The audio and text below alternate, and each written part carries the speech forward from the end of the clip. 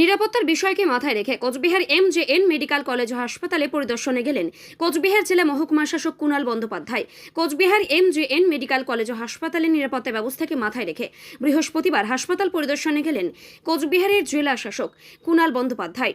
এদিন তিনি গোটা হাসপাতাল পরিদর্শন করে সাংবাদিকদের মুখোমুখি হয়ে জানান, হাসপাতালে নতুন করে 140টি সিসিটিভি ক্যামেরা বসছে, যেগুলি রোগী এবং রোগীর আত্মীয়দের পরিজনদের নিরাপত্তা মাথায় রেখে সেই সিসিটিভি ক্যামেরাগুলি কোথায় কোথায় বসানো হচ্ছে সেই বিষয়টি দেখা হচ্ছে। পাশাপাশি হাসপাতালের ক্যাম্পাসে কে কখন যাওয়া আসা করছে সেটা দেখা হচ্ছে। এই বিষয়ে তিনি আরও জানান, হাসপাতাল এবং কন্ট্রোল রুম একটি হবে, সেখানে যখন পুলিশ এবং হাসপাতালের নিরাপত্তা বাহিনী থাকবে।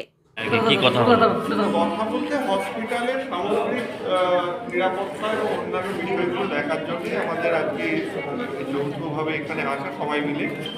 তো হসপিটালে নতুন করে 140টি সিসিটিভি ক্যামেরা বসছে। সেই ক্যামেরাগুলো রোগী এবং চিকিৎসক, স্বাস্থ্যকর্মী সকলের নিরাপত্তার কথা মাথায় রেখে কোথায় কোথায় বসানো হচ্ছে সেই জিনিসগুলো আমরা দেখছি। পাশাপাশি হসপিটাল ক্যাম্পাসে কারা আসছে যাচ্ছে, এখানকার বাইরের লোকজনের আনাগোনা কীভাবে নজরদারি করা হচ্ছে, পুরো ব্যাপারগুলি আমরা ঘুরে দেখাচ্ছি। কন্ট্রোল রুম কতগুলো তৈরি করা হয়েছে? কন্ট্রোল রুম যেখানে আমরা এখন দাঁড়িয়ে আছি এটাকে কন্ট্রোল রুম হিসেবে ওয়েবেল থেকে ডেভেলপ করা হবে।